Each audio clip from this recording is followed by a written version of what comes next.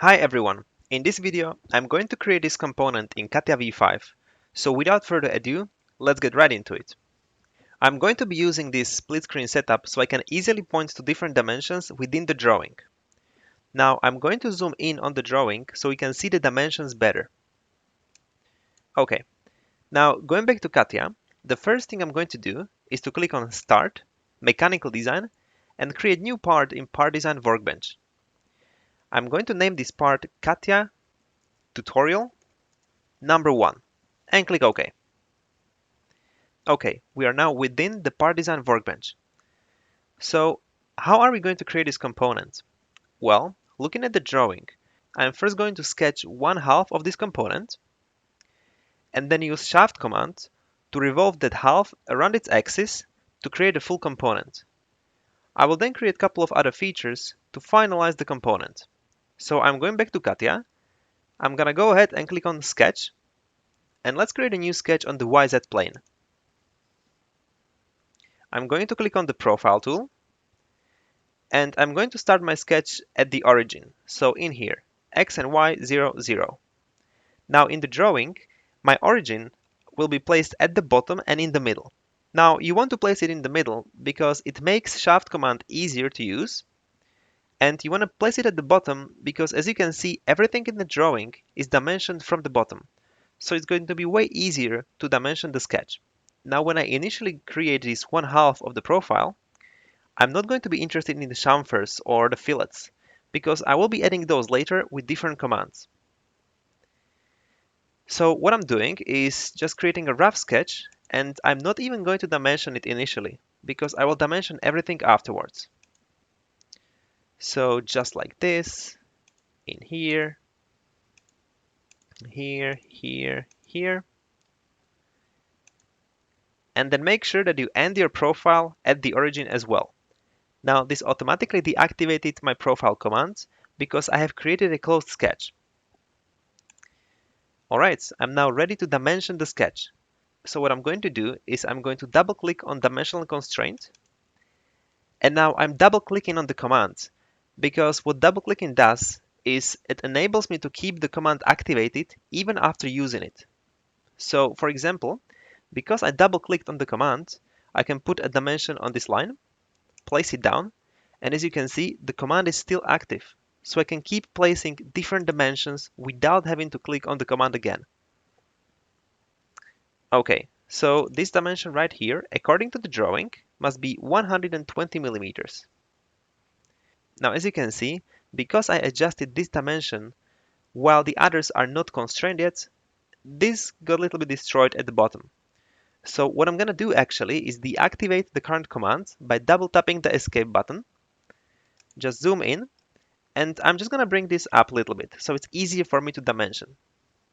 Okay, now this is supposed to be 20 millimeters. Again, I'm going to double click on dimensional constraint, and then this in here is supposed to be 41 millimeters. Now, looking at the drawing, we are going from the bottom, and we want to go to the top of the chamfer, because later on with the chamfer, we will be removing material. So we want to have a corner there, and with the chamfer, we will remove that corner and create a chamfer. So 41 millimeters. Again, as you can see, these got messed up a little bit. So I'm deactivating the command, and I'm just gonna bring everything up a little bit. Okay, again, dimensional constraint, and from the bottom, this dimension in here needs to be 53 millimeters. Top of this extrusion to the bottom must be 59 millimeters, and the bottom of this to the bottom of the entire part must be 79 millimeters.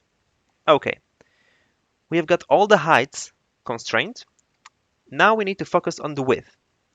So looking at the drawing, the bottom part has got 40 millimeters in diameter.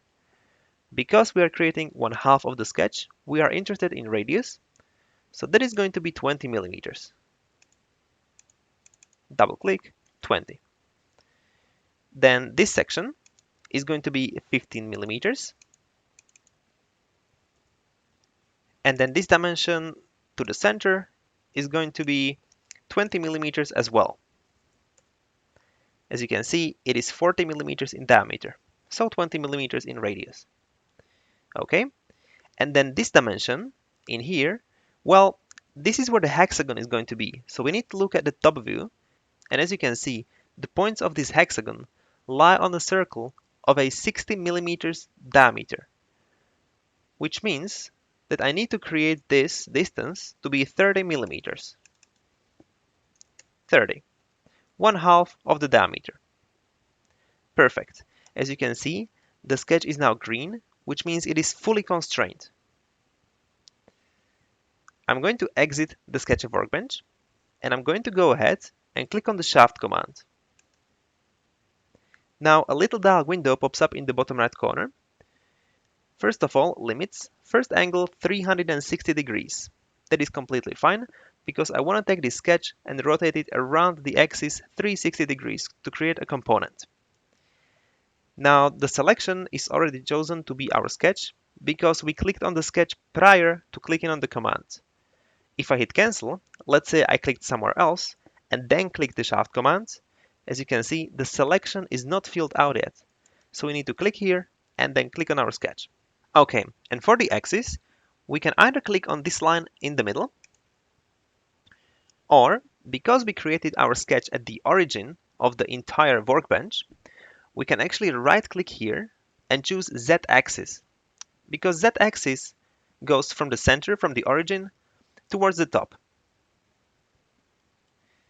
Okay, let's go ahead and click OK. And as you can see, our component is starting to look like something in the drawing. Perfect. Well, the next thing I'm going to do is the hexagon at the top. So I'm going to click on the SketchUp Workbench, and I'm going to create a new sketch at the bottom of this component. Zoom in. I'm going to click on this little arrow in this group of commands where the rectangle is, and choose hexagon. Now I'm going to start with the hexagon in the middle, and let's say I'm going to place it here. Now as you can see, the hexagon is not constrained, not fully constrained, and I can grab this point and I can change two things, the size of it and also the orientation. So in terms of the orientation, what I want to do is I want to grab this point at the top. I want to hit Ctrl on my keyboard so I can choose different element and then choose the vertical axis.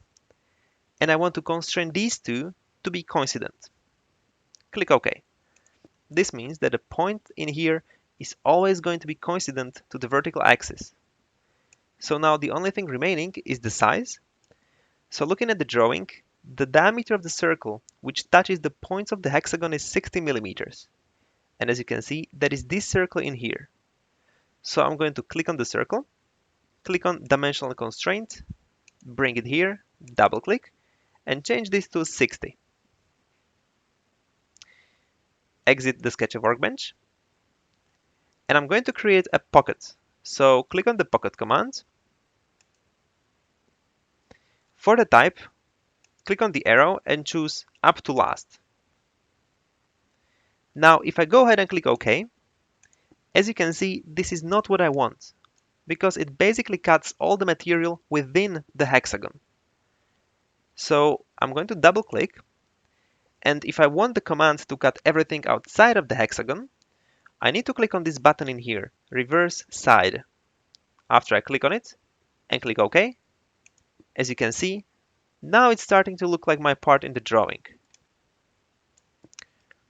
Great. Now the next thing I'm going to do is going to be this hole at the bottom of the component. Now there are multiple ways in which you can create this hole. For example, one of the ways is to use the hole command directly, or you can just create a sketch of a circle and use the pocket command. So for the sake of this video, I'm going to be using the second option. So I'm going to create a sketch of a circle and then use the pocket command to cut away the material. Okay, so I'm going to click on the SketchUp Workbench, and now I need to choose a plane. So we need to have a look in the drawing, and we need to realize that the hole is aligned with the wall of a hexagon. So I don't really want to pick this plane right here, because if I do, I'm not aligned with the face of the hexagon, but rather with its edge. So what I'm going to do is I'm going to pick this plane right here, YZ plane, the same plane we picked at the beginning. Click here. As you can see, whatever we create in here is aligned with the face of this hexagon. I'm going to go ahead and click on the circle.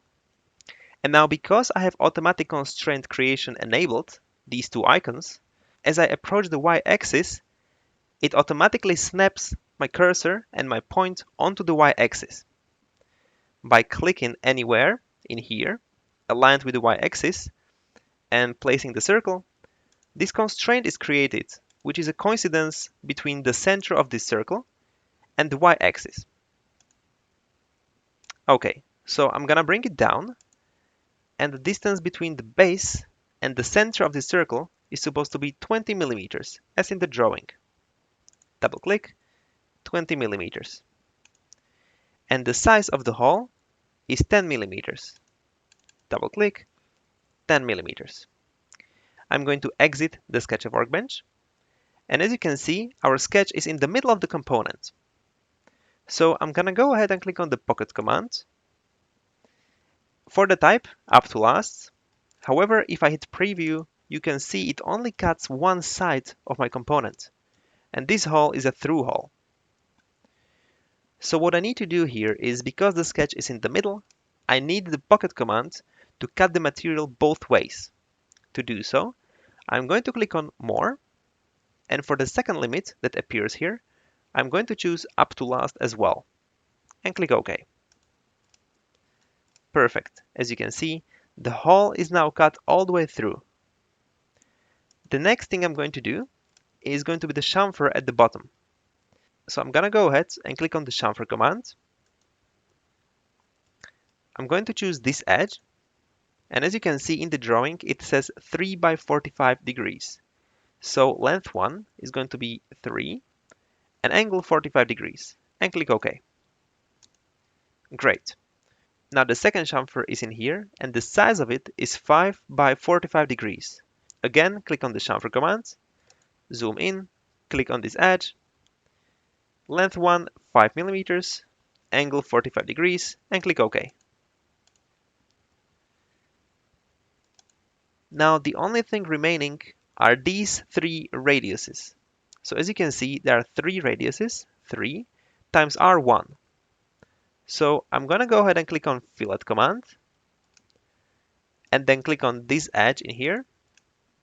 Now this inner edge, and this inner edge right here. Change the radius to 1 millimeter and hit enter.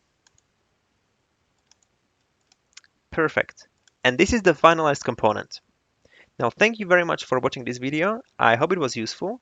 And please let me know in the comments if you got any concerns, suggestions, questions, or just general comments. I'll be more than happy to help and read your thoughts. Thank you very much again, and have a good day.